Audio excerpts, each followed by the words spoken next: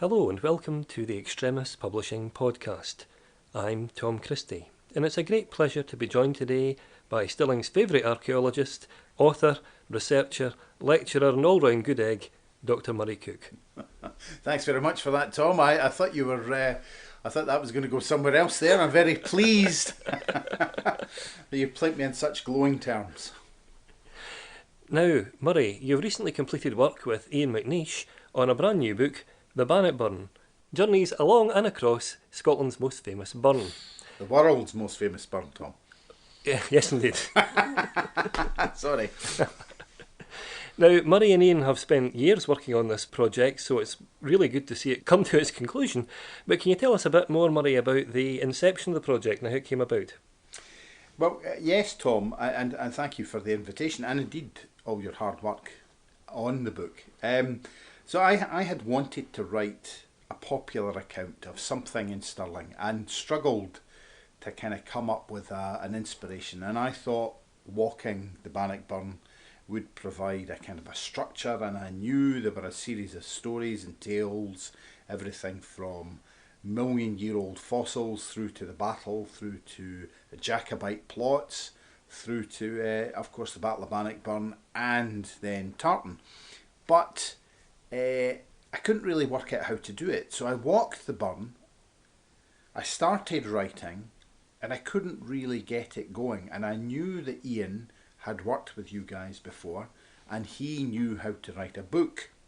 So I said, why don't we do it together?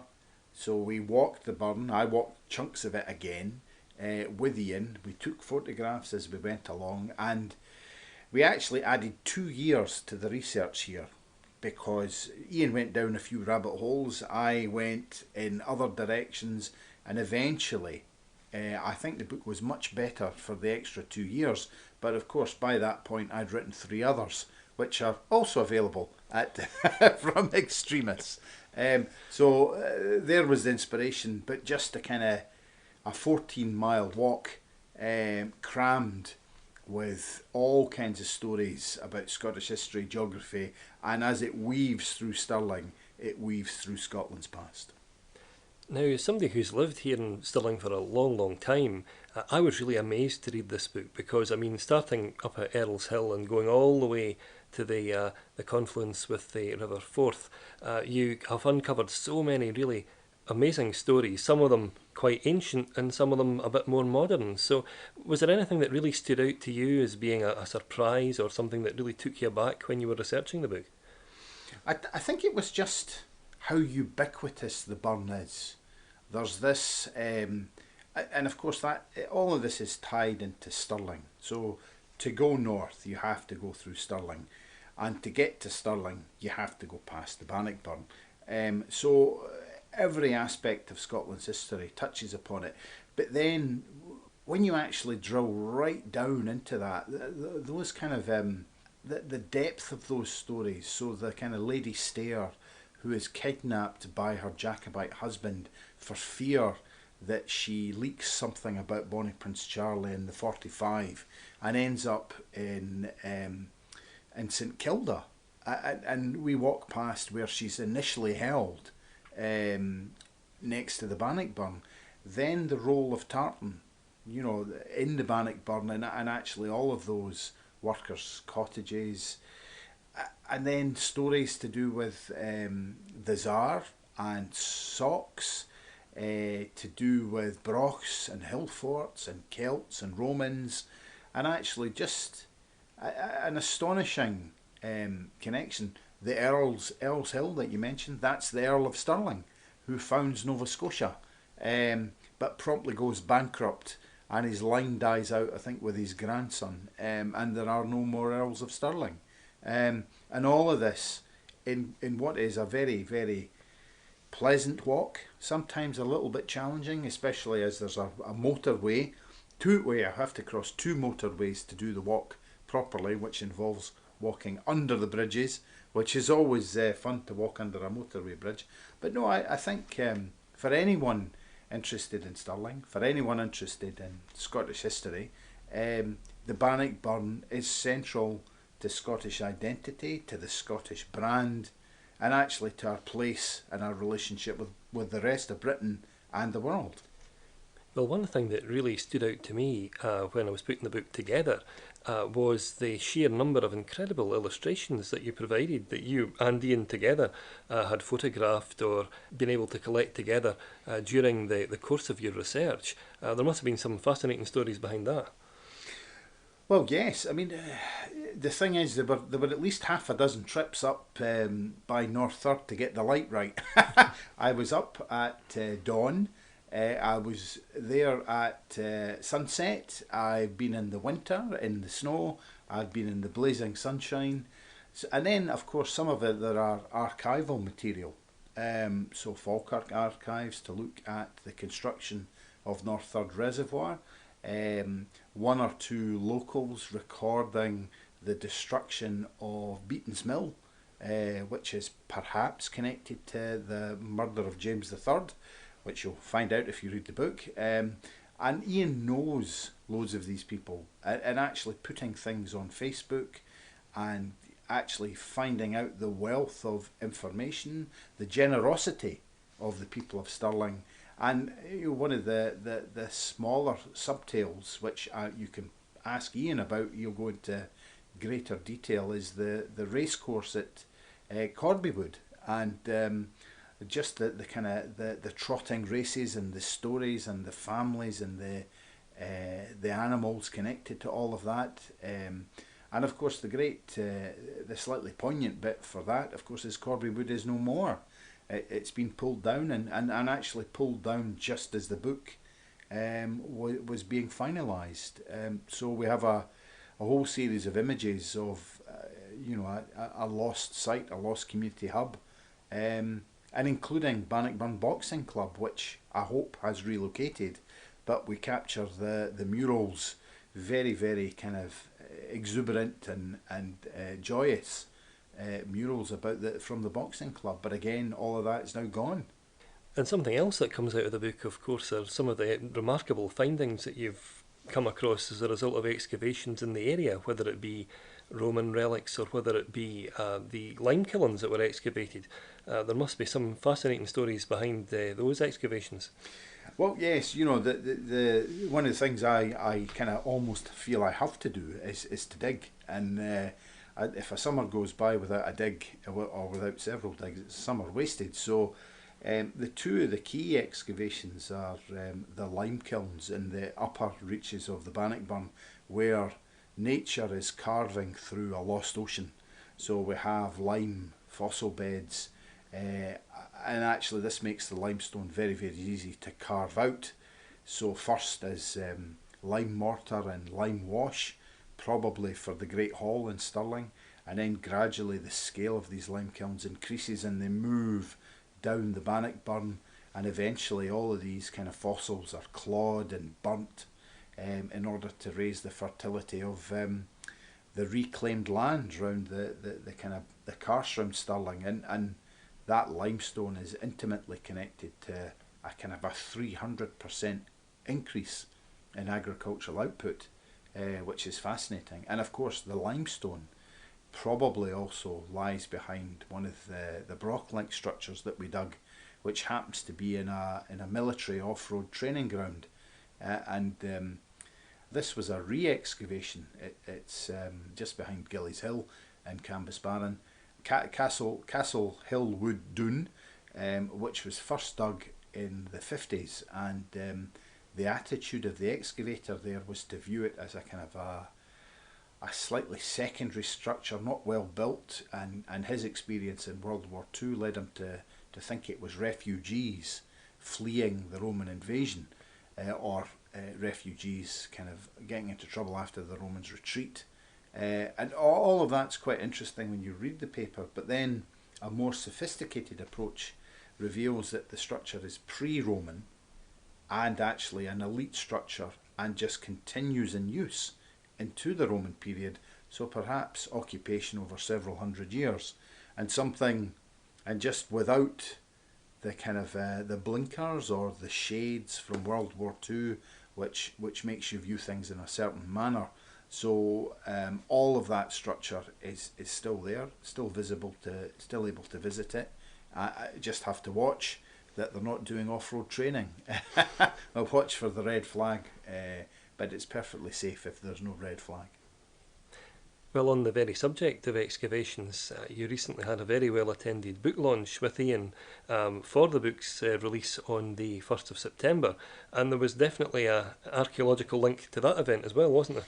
Yes, yes. Well, we'd chosen. I've been doing a small amount of research on the Wilsons of Bannock Burn Mill in the village of Bannock Burn, and this is the home to the modern tartan industry and the tradition, and of course tradition and family myth all merge into one here. So after Culloden and the 45, tartan is banned north of the Highland Line. Now, quite what that means is subject to debate, but it's very clear to stress that tartan was illegal. There were prosecutions. People were broken up by the military. There was at least one, let's call it an extrajudicial killing, where a man in tartan is fleeing troops and the troops shoot him, probably in the back, to try and stop him escaping. So wearing tartan was dangerous. But of course the Wilsons are south of the Highland Line, so the family tradition is that they were able to steal a march on their competitors and started weaving, and their business grew and their business grew. And as restrictions were lifted, and this is the clever part, they either documented the tartan or their documentation created tartan. And there is a sensitivity here. While tartan is ancient and going back to at least the records, at least back to the 16th century, quite this version of family tartans that we see today, and tartans for this and tartans for that, is clearly the creation of the Wilsons along with the Sobieski Stewarts. And basically this is different patterns to monetize what's going on. And Bannock Burn is where that process begins, and you have the clear contrast between the workers, the mill, the workers' accommodation, and then of course the magnificent Bannock Burn house that the Wilson family bought with all the money they generated from the tartan trade. And these houses were slums and cleared in the 60s. So the houses, including cellar dwellings, so basements without natural light and damp conditions, cold, all survive below the ground surface, and actually remarkable to bring these buildings back to life, or their remains back to life. And we hope to kind of do more in future years and try and create something for people to see on the ground. Now, for someone like myself who has no professional involvement with history, it would be all too easy to mistakenly think that excavations are something that can bring us closer to antiquity in the way that people behaved in classical history. But when you and Ian were at North Third, you discovered something there that was actually much more recent. Well, of course, yes. And the thing with archaeology is it's a technique. It sounds ancient, but it's as applicable to World War II as it is to the kind of the Bronze Age or the Neolithic. And this is all Ian. I have to give Ian due credit here. The banks of the Bannock Burn in January 1943 witnessed a fatal crash of a Spitfire pilot from Belgium.